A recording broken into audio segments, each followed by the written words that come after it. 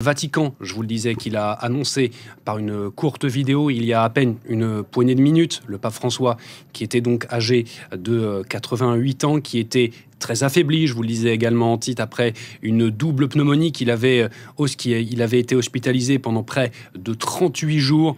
C'est une page de l'histoire qui se tourne aujourd'hui. Le pape François est décédé au Vatican, laissant derrière lui un héritage spirituel, politique et humain considérable. À 88 ans, le souverain pontife argentin aura marqué son époque, tant par ses prises de position audacieuses que par son approche résolument tournée vers la modernité. L'annonce de son décès a été confirmée ce matin par le Vatican. Le Saint-Siège a indiqué que le pape s'était éteint paisiblement durant la nuit, après une période de santé fragile. Immédiatement, les hommages ont afflué du monde entier. Chefs d'État, dirigeants religieux, responsables politiques et simples fidèles saluent la mémoire d'un homme qui a su parler à toutes les consciences, croyantes ou non. Le président italien, le président américain, Emmanuel Macron, mais aussi des voix venues d'Afrique, d'Asie ou du Moyen-Orient, soulignent tous l'engagement du pape François pour la paix, la justice sociale et l'environnement.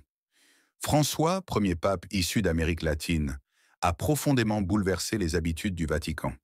Il a pris position contre le capitalisme sauvage, en faveur de la lutte contre le changement climatique, et n'a pas hésité à dénoncer les dérives de certains États, y compris dans le monde occidental. Son encyclique Laudato Si, appel vibrant à la sauvegarde de la planète, reste l'un des documents les plus politiques de son pontificat.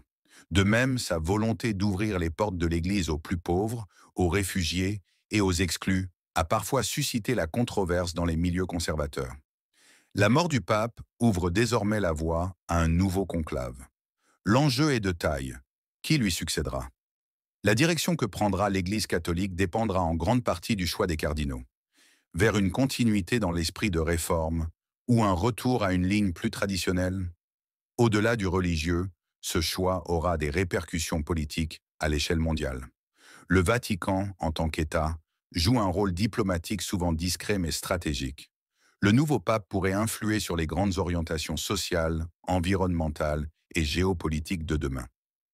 En conclusion, le pape François s'en est allé, mais son empreinte restera. Il a marqué son temps, il a parlé au cœur, mais aussi au pouvoir. Et aujourd'hui, le monde catholique, et au-delà, entre dans une nouvelle ère. N'hésitez pas à vous abonner pour suivre les prochaines évolutions de cette actualité majeure. Et dites-moi en commentaire, quel héritage retenez-vous de ce pape hors norme?